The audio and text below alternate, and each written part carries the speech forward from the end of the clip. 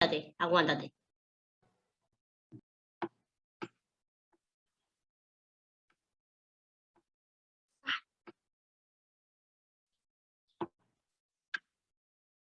Ya, Karen.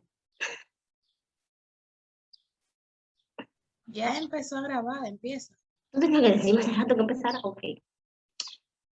Buenos días.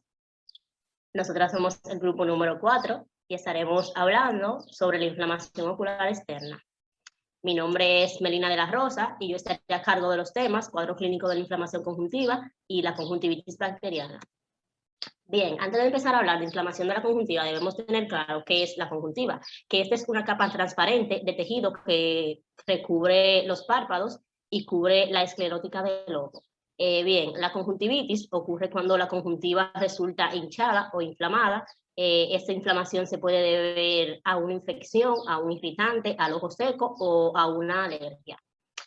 La inflamación de la conjuntiva cursa con síntomas inespecíficos como son el lagrimeo, la sensación de arenilla, los pinchazos y el ardor. La secreción se va a dividir en 5 grandes tipos, que estos serán la secreción acuosa, que está compuesta por exudación serosa y lágrimas, y es propia de la conjuntivitis vírica aguda o la conjuntivitis alérgica. La secreción mucoide, que es típica de la conjuntivitis alérgica crónica y el ojo seco. La secreción mucopurulenta, que esta aparece característicamente en infecciones bacterianas agudas o por clamidia. La secreción purulentas moderadas, que se observan en la conjuntivitis bacterianas aguda. Y por último, la secreción purpurenta intensa, que estas surgen por infecciones gonocócicas. La reacción conjuntival. En esta encontraremos la hiperemia difusa, las hemorragias, la quemosis, la membrana, la infiltración y los folículos. En estas imágenes lo podemos ver. Bien, adenopatías. La causa más común de adenopatías asociadas a conjuntivitis son las infecciones víricas. También pueden producirse en conjuntivitis por clamidia, conjuntivitis bacteriana grave, sobre todo en la gonocócica y en el síndrome oculoglandular de Parinau. Esta es típica de la afectación del ganglio preauricular. La conjuntivitis bacteriana aguda es una enfermedad común y normalmente autolimitada, causada por contacto con secreciones infectadas. La mayoría de las conjuntivitis bacterianas agudas producidas por estafilococos, que ocasionan una secreción mucopurulenta, como la que podemos ver en la imagen. Entre los estafilococos que causan esta bacteria se encuentra el Staphylococcus aureus, que probablemente es el microorganismo más frecuente en conjuntivitis, y blefaroconjuntivitis bacteriana. El Staphylococcus epidermis, que es un saprofito que a veces se hace patógeno, el Staphylococcus pneumoniae, que afecta fundamentalmente a niños, y por último el Staphylococcus influenzae, el Haemophilus influenzae, que también se encuentra en niños con una mayor incidencia en los menores de 5 años. El diagnóstico de para vamos a tener en cuenta lo que son los signos y síntomas. Entre los síntomas vamos a encontrar el enrojecimiento, que esta suele ser bilateral, ya que aparecerá en un ojo 1 o 2 días antes que en el otro. Los párpados a menudo van a estar pegados al despertarse, y entre los signos vamos a buscar edemas, congestión conjuntival, secreción acuosa al principio, secreción purulenta hiperaguda, y en esta no suele haber adenopatías. El tratamiento, aproximadamente el 60% de los casos se resuelve sin tratamiento en menos de 5 días. Lo ideal sería hacer un cultivo y un antibiograma, aunque suele remitir antes de que se tenga el resultado. Por eso, el GRAM y el cultivo se reservan para los casos graves, si es recidivamente o resistente.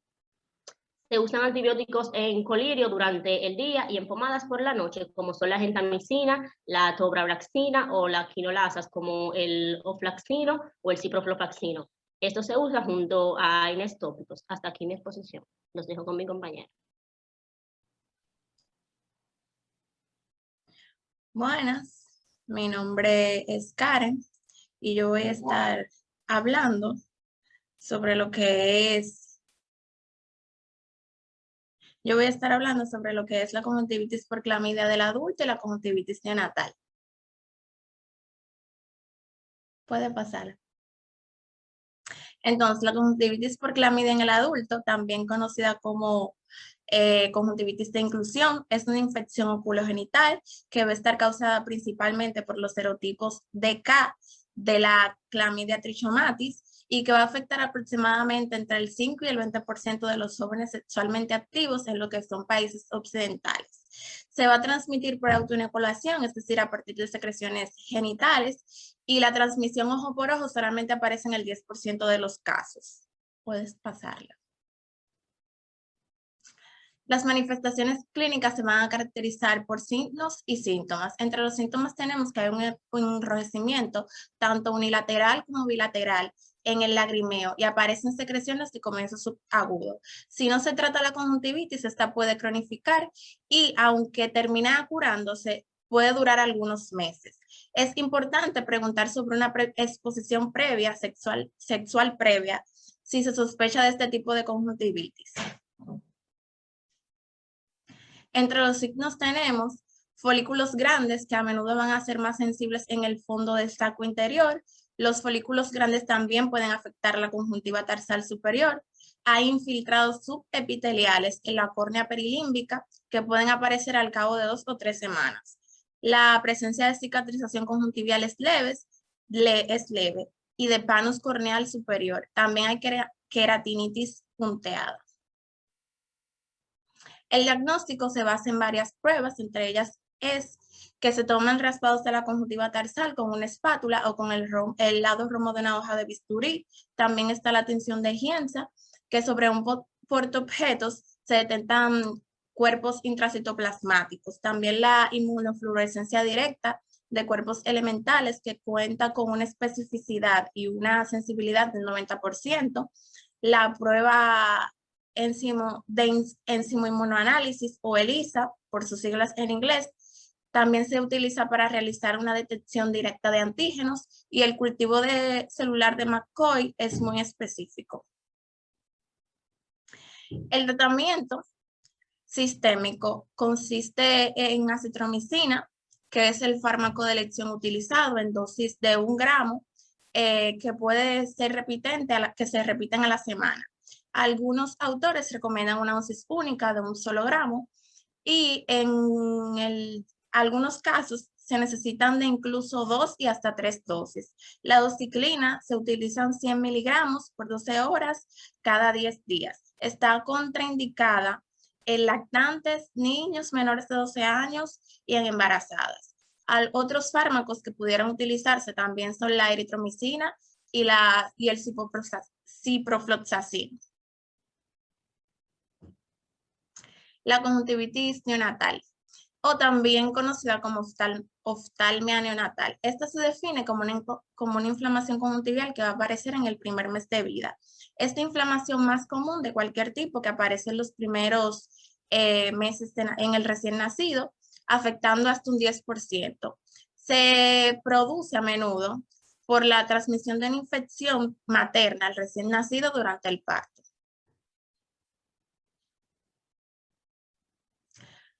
Existen varias causas como microorganismos adquiridos durante el parto. Entre estos tenemos la clamidia trachomatis, el virus del herpes simple tipo 2, también está el Haemophilus influenzae. Se sospecha que la causa es por clamidia trachomatis cuando aparece inflamación conjuntival moderada a severa. Los estafilococos suelen producir una conjuntivitis leve, así como los estreptococos y algunos gram negativos. Los preparados tópicos también suelen causar una inflamación conjuntival y la obstrucción nasolagrimal congénita. El diagnóstico se divide en 3 partes. El tiempo de aparición, que va a variar según el tipo de causa. Por ejemplo, las reacciones químicas, estas aparecen en días. Cuando es por estafilococos, a finales de la primera semana. Cuando es por el virus del herpes simple, de 1 a 2 semanas. Y cuando es por clamidia, de 1 a 3 semanas. La anamnesis van a aparecer síntomas de enfermedades sistémicas, como por ejemplo en el virus del herpes simple. Pueden aparecer manifestaciones de encefalitis y también vesículas cutáneas. Los signos en van a aparecer secreciones secreciones en el ojo que van a variar su forma dependiendo de la causa. Por ejemplo, cuando es por químicos y por el virus del herpes simple, esta es acuosa, va a ser mucopurulenta por el virus del herpes, por clamidia, va a ser va a ser purulenta cuando sea por por bacterias, perdón, y hiperpurulenta cuando sea por conjuntivitis gonocócica. El tratamiento, aunque no existe un protocolo estandarizado, lo que se utiliza es una aplicación única de solución de povidona yodada al 2.5%, que es eficaz contra la mayoría de los patógenos. Una pomada de eritromicina al 0.5% o una tetraciclina al 0.1%. La solución de nitrato de plata también al 1%, también sirve para aglutinar los gonococos y se emplea en zonas donde la infección gonocócica suele ser frecuente. Debe administrarse junto con una única dosis intramuscular de benipecilina si hay una infección por parte de la madre. Hasta aquí mi exposición. Buenas, mi nombre es Arlene Lorenzo y les estaré hablando sobre la conjuntivitis vírica. La conjuntivitis vírica es una infección ocular externa muy común, siendo el adenovirus el responsable de la mayoría de los casos. Esta puede ser esporádica o presentarse como una epidemia en los centros de trabajo, incluidos los hospitales, colegios o piscinas. La diseminación de esta infección muy contagiosa se ve facilitada porque las partículas víricas pueden sobrevivir sobre las superficies secas durante varias semanas y porque el paciente puede transmitir el virus muchos días antes de que pueda presentarse las manifestaciones clínicas. Siguiente. Esto se puede presentar de diversas formas. Está la conjuntivitis folicular aguda inespecífica, que es la forma clínica más frecuente de la conjuntivitis vírica, y se debe típicamente a infecciones por diversos serotipos del adenovirus. Este cursa con lagrimeo, enrojecimiento, irritación o picor y fotofobia leve en el ojo. Está la fiebre faringoconjuntival, que esta es producida sobre todo por los serotipos de adenovirus 3, 4 y 7. Se transmite por gotitas entre parientes con infecciones de las vías respiratorias altas. Y en esta aparece la queratitis alrededor del 30% y no es muy intensa. Está la queraconjuntivitis epidémica, que esta se debe principalmente a los serotipos del adenovirus 3, 19 y 37. Esta se trata de una infección ocular más intensa. La queratitis, esta puede ser severa y aparece cerca del 80% de los casos. Y la fotofobia es significativa. Está la conjuntivitis hemorrágica aguda, que puede ser producida en áreas tropicales, siendo la causa generalizada el enterovirus y el virus del Coxsackie. Tiene un comienzo rápido y se resuelve antes de 1 o 2 semanas y suele haber extensas hemorragias conjuntivales.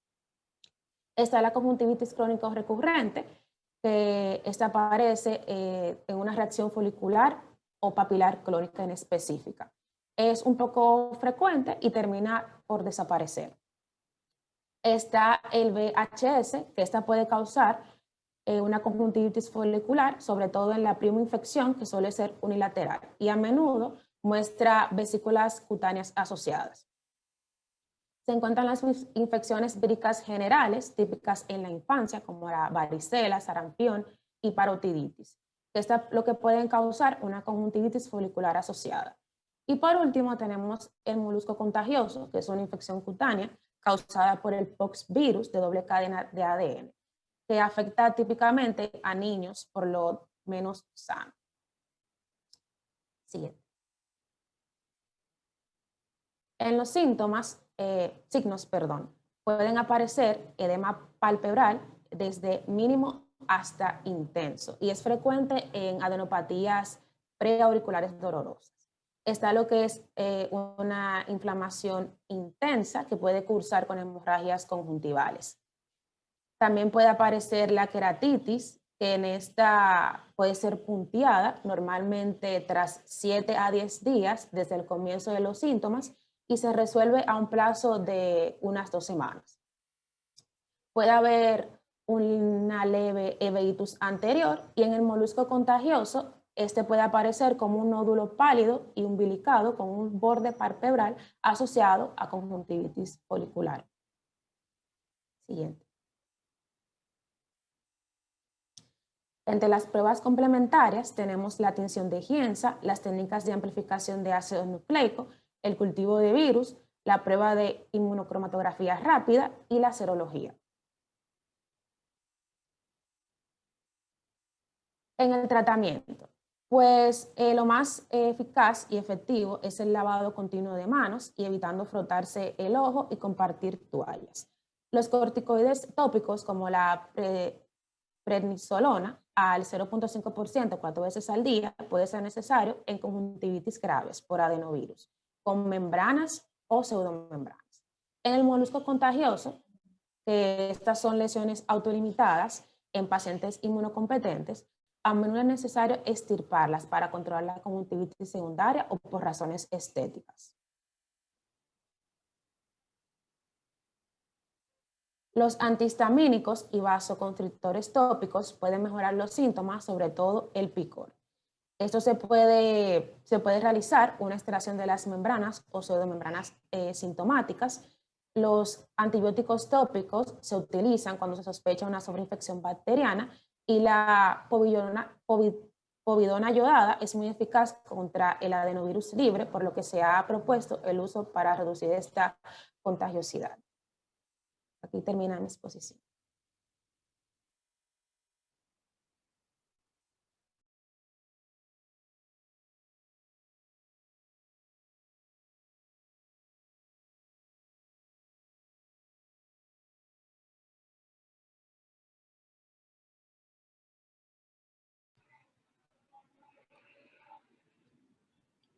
Ok, buen día, doctores. Mi nombre es Karen Pimentel y yo les voy a estar hablando de las conjuntivitis inmunológicas o alérgicas.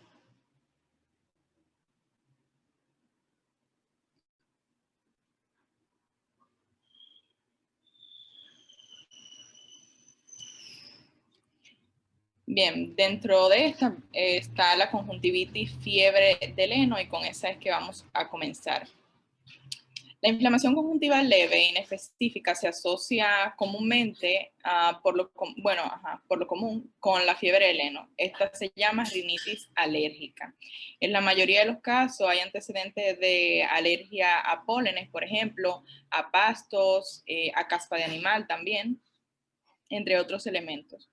El paciente llega a emergencias casi siempre quejándose de comezón, de lagrimeo y coloración roja de los ojos. Y también dice a menudo que sus ojos parecen estar como hundiéndose en los tejidos circundantes. Hay congestión leve de las conjuntivas palperal y vulvar y durante los ataques agudos a menudo hay quemosis.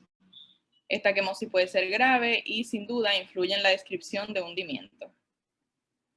Puede haber una cantidad pequeña de secreción específica, específicamente espesa, en especial si el paciente se ha estado frotando los ojos.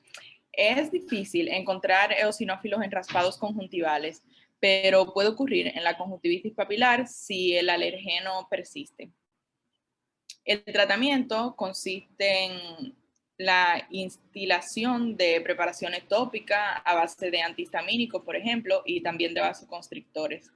Las compresas frías son útiles para aliviar la comezón y los antihistamínicos orales son de algún valor, pero no mucho.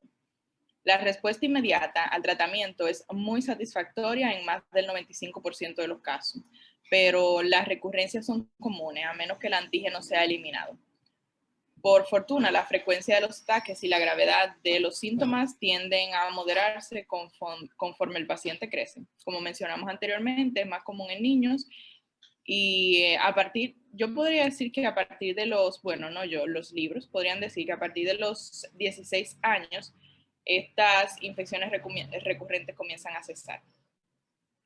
Entonces pasemos ahora a la queratoconjuntivitis vernal.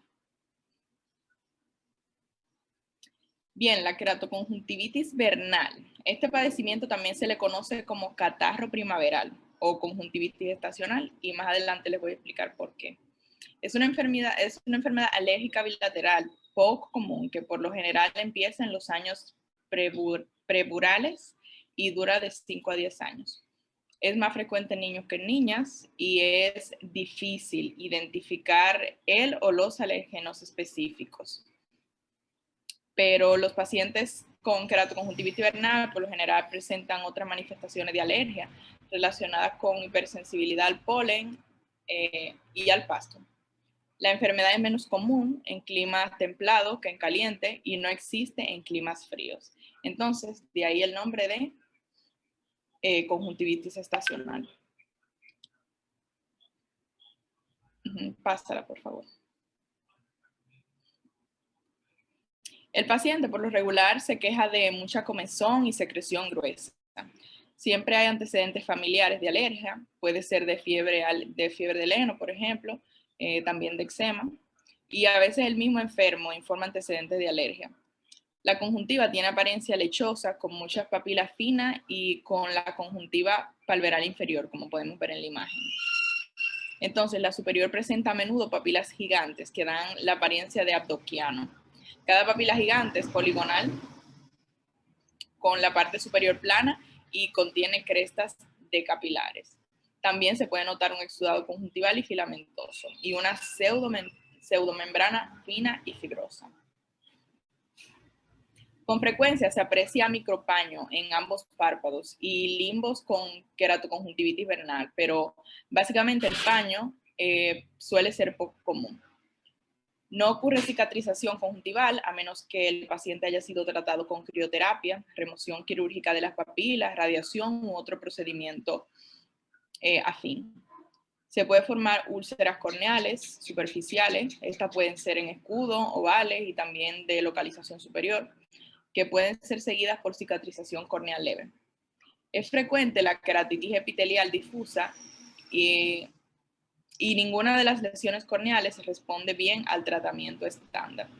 La enfermedad puede asociarse con queratocono.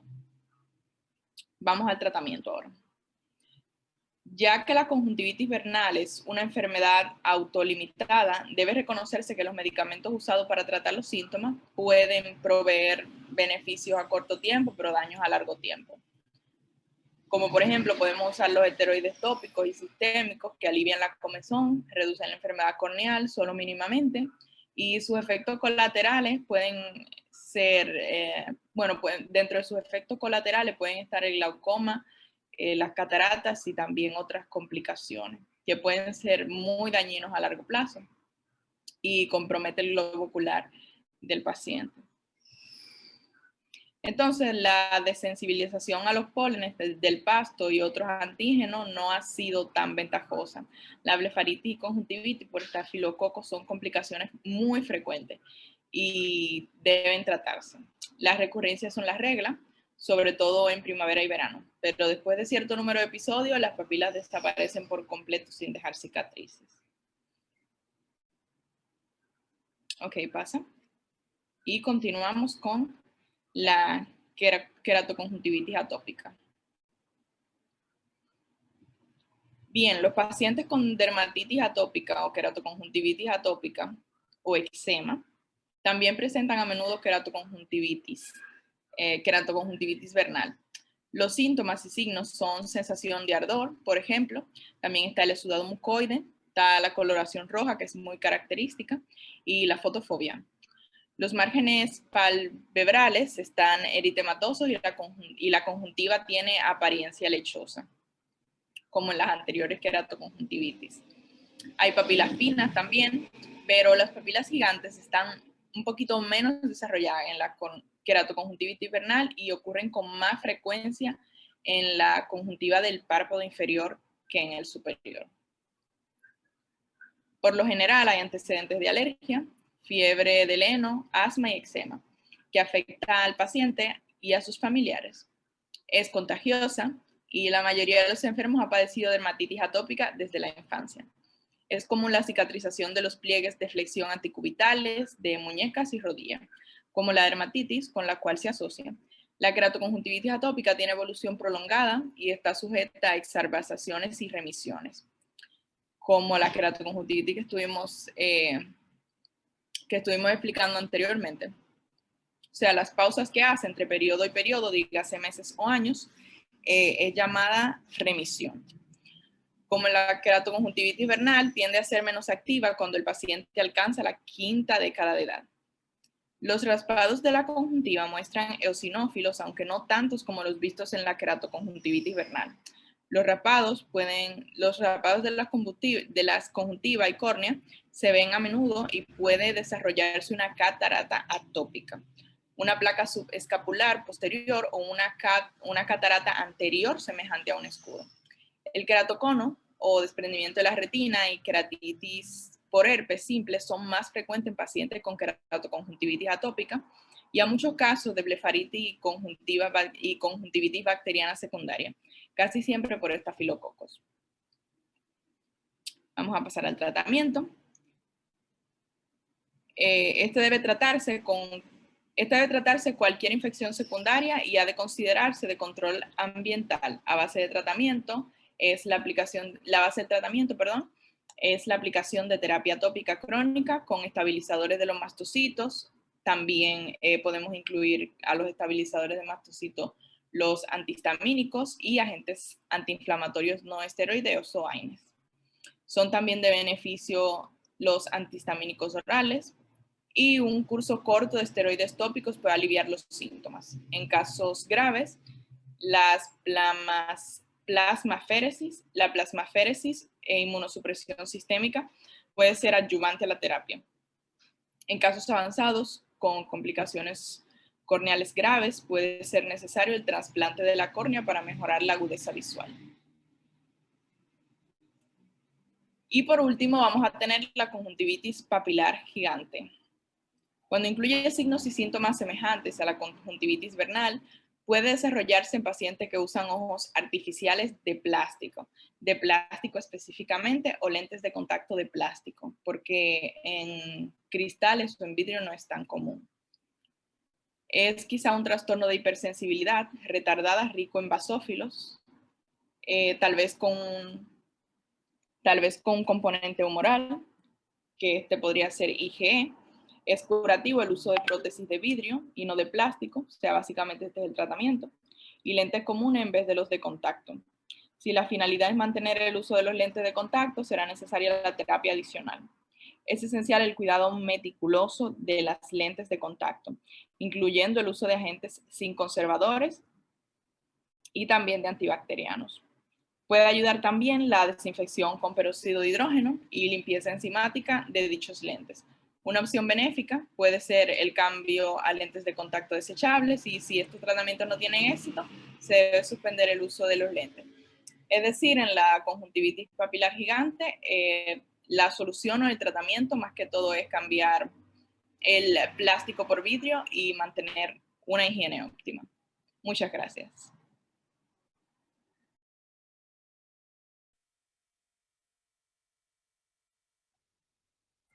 Buenos días, mi nombre es Arislady Díaz Calderón y estaré hablando sobre la conjuntivitis en enfermedades cutáneo-mucosa ampollosa. La pemfigoide mucosa, también conocida como pemfigoide cicatrizal, engloba un grupo de enfermedades autoinmunitarias crónicas caracterizadas por la formación de ampollas en la piel y las mucosas.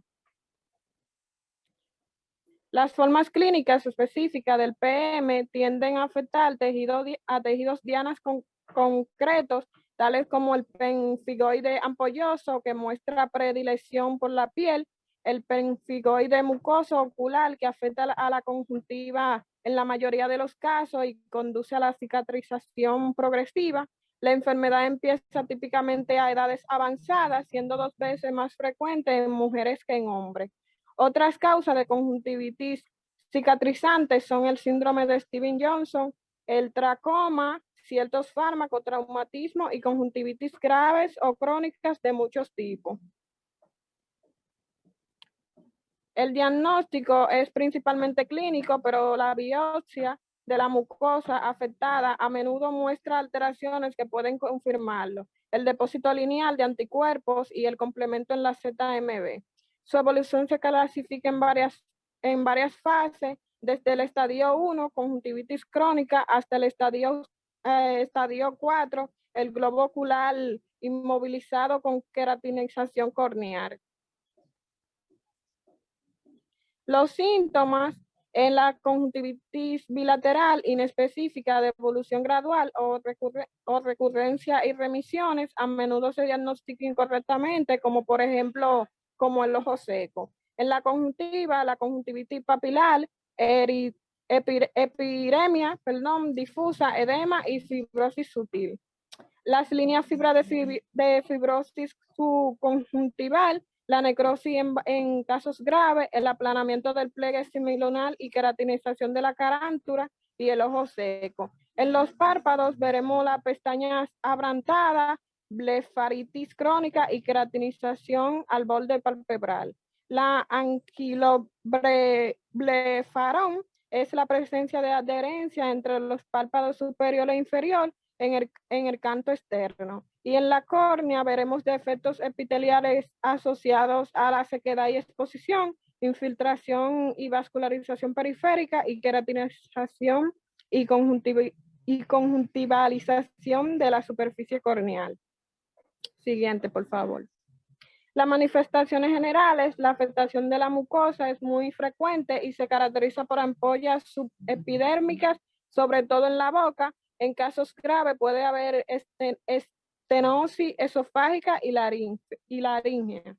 Las lesiones cutáneas son menos frecuentes, un 25%, y se presentan como ampollas tensas y erosiones en la cabeza, en el cuello, la ingle y las extremidades. El tratamiento sistémico, la medicación sistémica es a base del tratamiento, debe suprimirse toda actividad inflamatoria detectable, la dopsona, los antimetabólicos, los corticoides, como por ejemplo la prednisona, a dosis de 1 a 1,5 miligramos kilogramos. Otras medidas serían las inmunoglobulinas intravenosas y el ritumizar.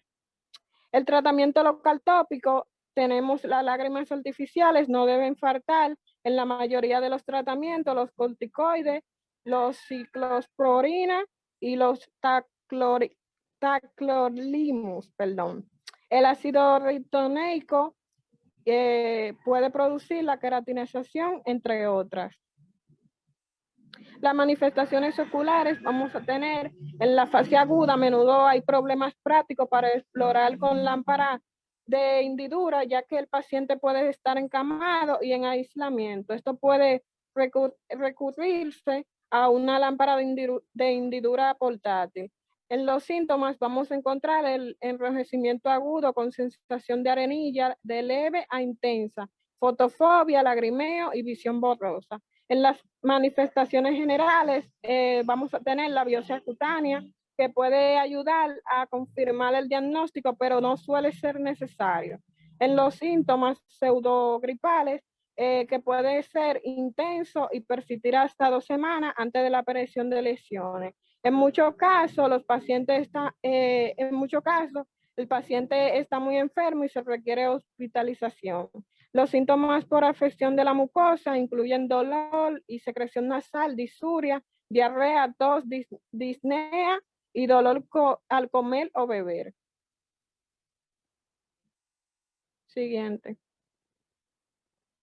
El tratamiento sistémico, eliminar el factor precipitante si es posible, suspendiendo el fármaco responsable y tratando la infección causante. Es fundamental el mantenimiento de la hidratación, el equilibrio electrolítico y la nutrición. El tratamiento ocular, los lubricantes tópicos deben usarse tanto como sea necesario, la prevención de la exposición corneal y la ciclopegía completa. Siguiente.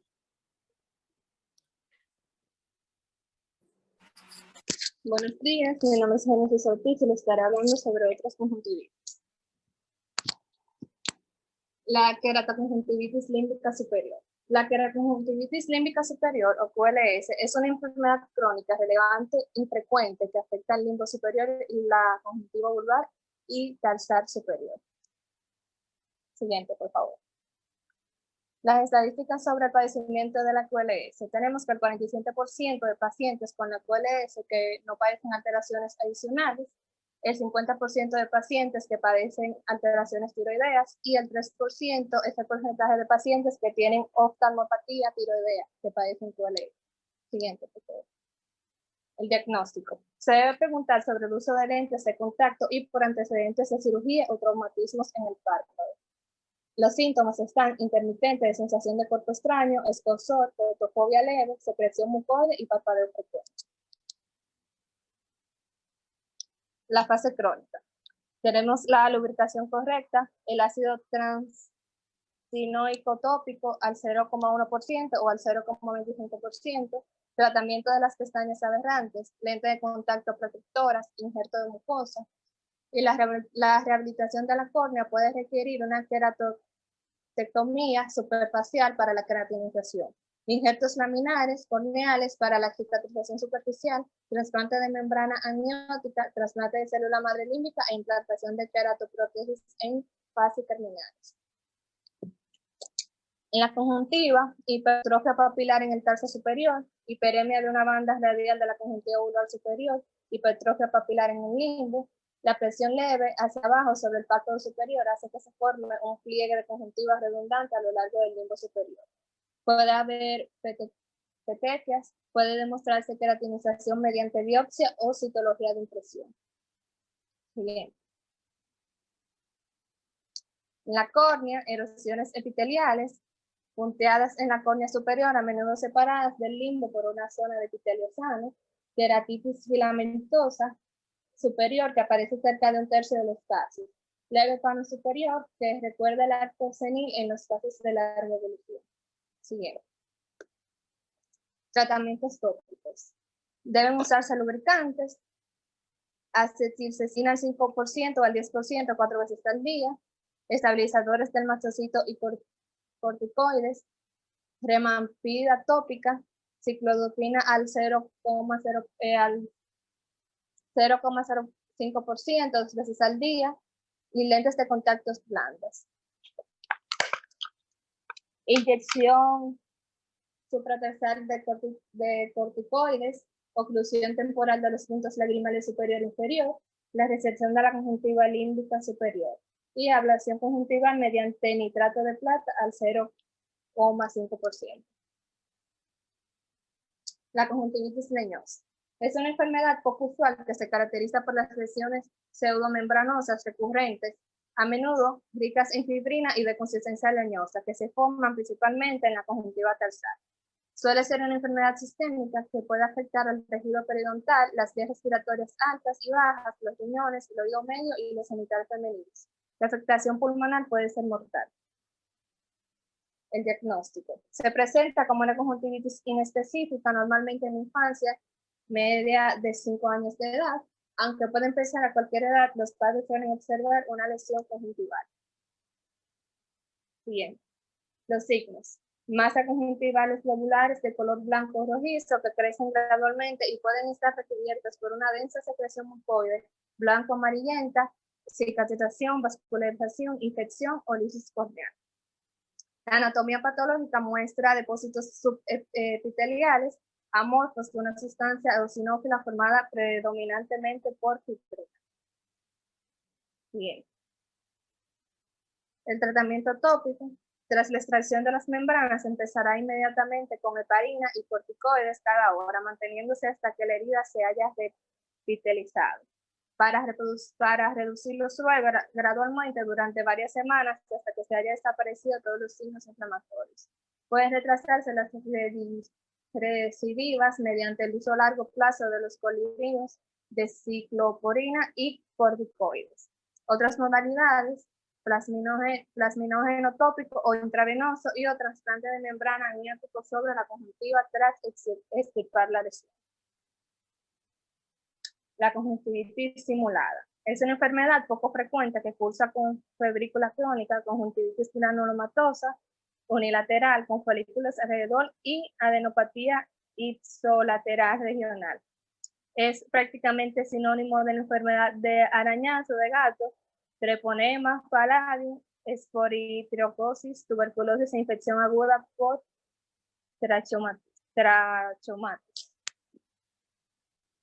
El diagnóstico. Los síntomas referidos pueden parecer desproporcionados respecto a los signos. El paciente puede haber consultado a muchos médicos durante bastante tiempo, a menudo a distintos especialistas por síntomas múltiples. Los signos: congestión conjuntival inferior y punción con rosa de bengala, abrasiones lineales, efectos epiteliales y en ocasiones perforación focal en la córnea. Infección secundaria por cándida SPP, infiltrado anular estéril o hipopión y cicatrización corneal. El tratamiento. Se deben descartar otros diagnósticos. Puede ser necesaria una vigilancia estrecha. La confrontación con el paciente a menudo da lugar a que éste deje de acudir y puede ser conveniente consultar con un psiquiatra. Hasta aquí la exposición.